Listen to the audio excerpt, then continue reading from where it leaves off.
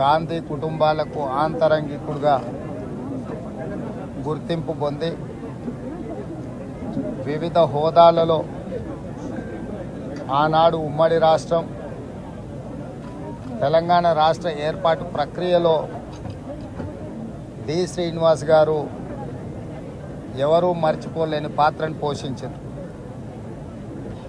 D Srinivas గారి ప్రత్యేక చొరవ వల్ల 2004 సంవత్సరంలో వారు ఆనాడు ఉమ్మడి రాష్ట్ర పిసిసి అధ్యక్షుడిగా శ్రీమతి సోనియా గాంధీ గారికి తెలంగాణ రాష్ట్ర ఏర్పాటు అవసరాన్ని వారు గుర్తు చేయడం, వారి చొరవ వల్ల 2004లో కరీంనగర్లో శ్రీమతి సోనియా గాంధీ గారు తెలంగాణ రాష్ట్ర ఏర్పాటును ఆమోదించి తెలంగాణ 4 కోట్ల ప్రజలకు మాట ఇవ్వడం జరిగింది. 2004లో కాంగ్రెస్ పార్టీ అధికారంలోకి రావడానికి ఆనాడు మహాకూటమి CPI, CPM, TRS, Congress party, MIM సహకారంతో కాంగ్రెస్ ప్రభుత్వాన్ని రాష్ట్రంలో కేంద్రంలో ఏర్పాటు చేయడానికి వారి చొరవ ఎంతో ఉపయోగపడ్డది. వారి యొక్క ఆలోచన విధానము సమన్వయాన్ని దృష్టిలో పెట్టుకొని 2009లో ఎన్నికల సందర్భంగా మళ్ళీ శ్రీమతి సోనియా గాంధీ గారు ఆనాడు ఉమ్మడి రాష్ట్రంలో కాంగ్రెస్ పార్టీని అధికారంలోకి తేవాలి అని అంటే పెద్దలు డి శ్రీనివాస్ గారిని మళ్ళొకసారి పిసిసి అధ్యక్షుడిగా ఆనాడు శ్రీమతి సోనియా గాంధీ గారు నియమించడం జరిగింది.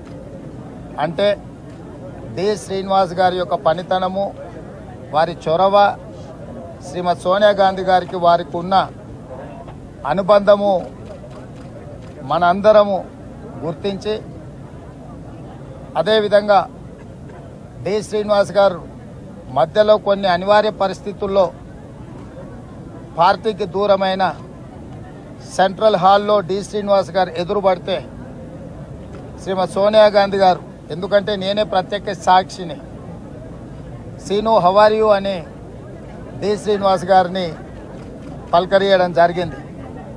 అప్పుడు నేను డి శ్రీనివాస్ గారు మన పార్టీలో లేరు తెలుసు కదా మేడము అని అంటే, పార్టీలో లేకపోయినా డి శ్రీనివాస్ మన మనిషి మనవాడు అని చెప్పి శ్రీమతి సోనియా గాంధీ గారు ఆప్యాయంగా డి శ్రీనివాస్ గారిని గుర్తించి పలకరించింది.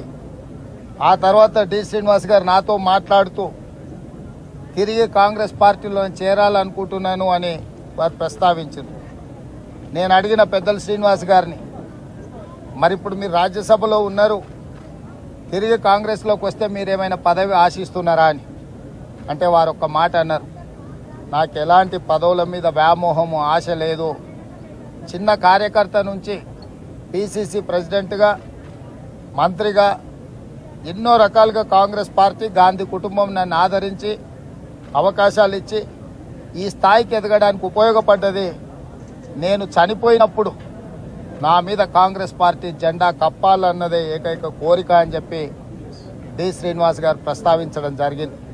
అందుకే నిన్న ఉదయం ఈ దురదృష్టకరమైన వార్త నాకు చేరిన ఎంబడే రాష్ట్ర ప్రభుత్వ అధికారులకు ఆదేశాలు ఇచ్చి అధికారిక లాంఛనాలతో డి శ్రీనివాస్ గారికి దహన సంస్కారాలను నిర్వహించండి, హుటాహుటిన మా డిప్యూటీ సీఎం బట్టి విక్రమార్క గారిని, శ్రీధర్ బాబు గారిని, ముఖ్యమైన నాయకులందరినీ డి శ్రీనివాస్ గారి ఇంటికి వెళ్ళి వారి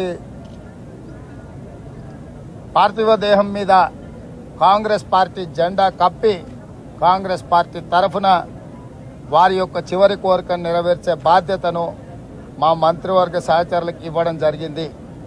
ఈరోజు కూడా డి శ్రీనివాస్ గారికి, వారి కుటుంబానికి, వాళ్ళ పిల్లలతో నాకున్న సన్నిహితం, అదేవిధంగా డి శ్రీనివాస్ గారి మీద ఉన్న గౌరవం, వారు కాంగ్రెస్ పార్టీకి చేసిన ఎనలేని సేవలన్నిటిని దృష్టిలో పెట్టుకొని ఈరోజు ఇక్కడికి వచ్చి వారికి నివాళులు అర్పించడం జరిగింది. డి శ్రీనివాస్ కుటుంబం, కాంగ్రెస్ కుటుంబం, ఈ కుటుంబానికి ఎప్పుడు కాంగ్రెస్ పార్టీ అండగా నిలబడుతుంది. అదేవిధంగా వారి జ్ఞాపకార్థం కూడా తీసుకోవాల్సిన చర్యలు తెలంగాణ రాష్ట్ర ప్రభుత్వం తీసుకుంటుంది. ఈ కార్యక్రమాలు పూర్తి అయిన తర్వాత వాళ్ళ కుటుంబ సభ్యులతో చర్చించి ఏం చేస్తే బాగుంటుందో తప్పకుండా ఆ కార్యాచరణ చేపడతాం.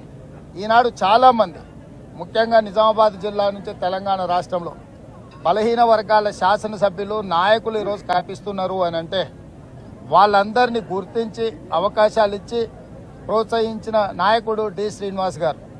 ఇక్కడ ఎరావత్ అనిల్ కావచ్చు, మధు యాస్కి గారు కావచ్చు, లేకపోతే ఈ జిల్లాలో అన్ని జిల్లాల కంటే ఎక్కువ ఈ జిల్లా నుంచి బలహీన వర్గాల ప్రాతినిధ్యం కూడా డి శ్రీనివాస్ గారు ఇచ్చి ప్రోత్సహించడం జరిగింది. కాంగ్రెస్ పార్టీకి సిద్ధాంతపరంగా కాంగ్రెస్ పార్టీకి ఒక విశ్వాసపాత్రుడుగా డి శ్రీనివాస్ గారిని కోల్పోవడం కాంగ్రెస్కు తీరని నష్టం. తప్పకుండా వారి జ్ఞాపకార్థం వారి గౌరవం పెరిగే విధంగా మా ప్రభుత్వం చర్యలు చేపడుతుంది. వారి కుటుంబానికి అండగా నిలబడమే కాకుండా కాంగ్రెస్ పార్టీ పక్షాన శ్రీమతి సోనియా గాంధీ, శ్రీ రాహుల్ గాంధీ గారు ప్రత్యేకంగా వారి కుటుంబానికి తన యొక్క నివాళులు చెప్పమని రాహుల్ గాంధీ గారు నాకు చెప్పిండ్రు. ఢిల్లీలో పార్లమెంటు ఇతర అంశాల ఒత్తిడిలో ఉండి వాళ్ళు రాలేకపోయినరు. శ్రీమతి సోనియా గాంధీ గారు ప్రత్యేకంగా సందేశాన్ని పంపిస్తామన్నారు. రాహుల్ గాంధీ గారు కూడా నాకు ప్రత్యేకంగా వారి కుటుంబానికి తెలియజేయమని చెప్పిండు. మీడియా మిత్రుల ద్వారా డి శ్రీనివాస్ గారి అభిమానులకు శ్రీమతి సోనియా గాంధీ, శ్రీ రాహుల్ గాంధీ గారి యొక్క నివాళులు కూడా తెలియజేస్తున్నాము. వారి కుటుంబానికి ఎప్పటికీ కాంగ్రెస్ పార్టీ అండగా నిలబడుతుందని ఈ సందర్భంగా తెలియజేస్తున్నా.